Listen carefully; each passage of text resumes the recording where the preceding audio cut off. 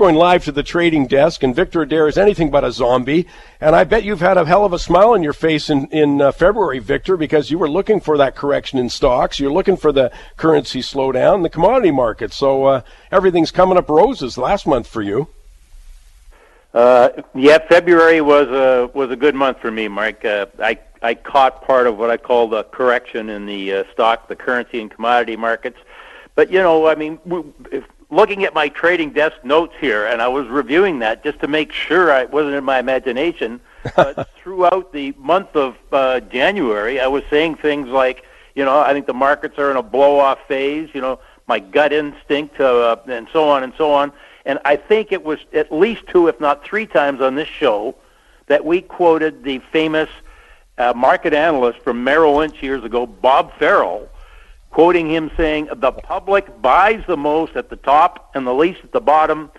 Anyway, we've had a much more of a two-way market, let's call it that, in February than the straight-up market that we were having in January. I want to come to the stocks for a second again. I think we're going to look very good coming out of the World Outlook Conference that said, expect a rally into around where we were this past Monday. But again, it was classic. To me, it was an important reversal down when you looked at the kind of trading action Tuesday and Wednesday and, right into Friday's lows, and lots of excuses for that. But man, it looks like it's coming back to test the low that we made, just a few weeks ago. There's an old saying out there that the markets, the news doesn't make the market makes the news. And that kind of implies, like, the market was going to go there anyway, regardless of what the reporters on television say that, the reason that happened is because President Trump decided to blah, blah, blah, Yeah. It's like the sentiment was there. We got to the point in January, I remember we used that expression, FOMO, the fear of missing out. But as my grandmother would have said, people were beating down the doors just to be allowed the chance to buy anything and everything is what it looked like. Obviously, I'm exaggerating, but, it's radio. What can I say? It was just that kind of feeling in the market. And then all of a sudden, bang, you get hit with a bucket of ice water, and it's like, whew, man. So February has been kind of a reintroduction of the reality that markets don't just go one way, straight up or straight down. And we've had a jump in volatility. And I think, if there was anything we've been talking about at the World Outlook Conference was that this year ahead, to me looks like it is going to be a more choppy, more volatile kind of environment, and that's in stocks, that's in interest rates, commodities, and currencies. Well, and the other thing, I remember, I wrote something on this in the first week of January. I said, believe me, it's not going to be this easy. We got to a phase in the markets where it just looks easy. Buy anything and it goes up kind of at least attitude.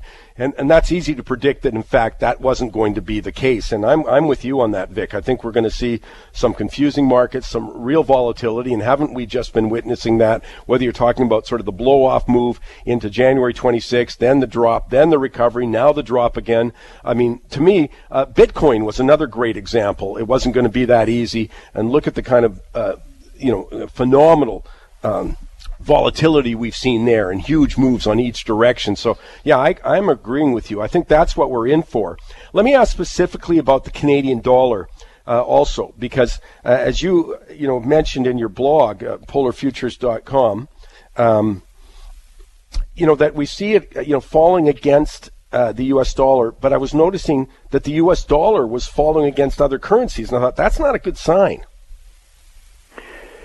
Yeah, by the way, I just love what Jeff Olin had to say about, whether or not he wants to invest in Canada or the United States.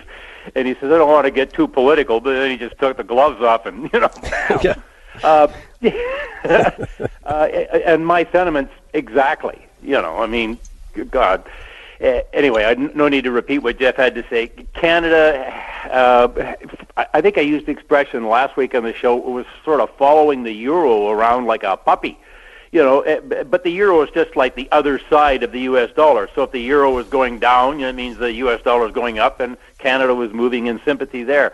But midweek here, we had the euro had been weakening and then had a good stiff rally the last 2 days of the week, and Canada just kind of went lower. And I thought, well, That's really ominous. And a part of it, of course, was Canada much more sensitive, call it, to the latest I'm going to make America great again whim from the president. This time he's going to slap taxes and tariffs on everything. So because of where we're at with the NAFTA negotiations, I think Canada's extra sensitive there. But then, Jeff was just listing, there's one thing after another. I've got a laundry list of reasons why Canada is vulnerable. Martin Mierenbield and I have been swapping some charts this week, looking at, going back for 40-some years at the trade and current account deficits and occasional surpluses in Canada. And it seems to me, and this is my interpretation, don't blame Martin for this, but it seems to me that fair value for the Canadian dollar, so that we would have no trade deficits, no trade surpluses, and the same thing in the current account side, would probably be around 70 cents, if you looked at the history of the last 40 years. So I've maintained on this show for several years, a view that the U.S. dollar is going to rise against the Canadian dollar. And let me close by saying, in the world of foreign exchange trading, the least ugly often wins. Everybody's got problems. For sure there's problems, one country or the other. It's just a matter of, which is the least ugly here. And I think on the relationship between Canada and the United States dollar is less ugly than the Canadian dollar. Let me just also ask you, very quickly about interest rates. One of the things that we do in the show is we see what the market is saying about interest rate rises. So, the Bank of Canada obviously is looking at all the same data and more.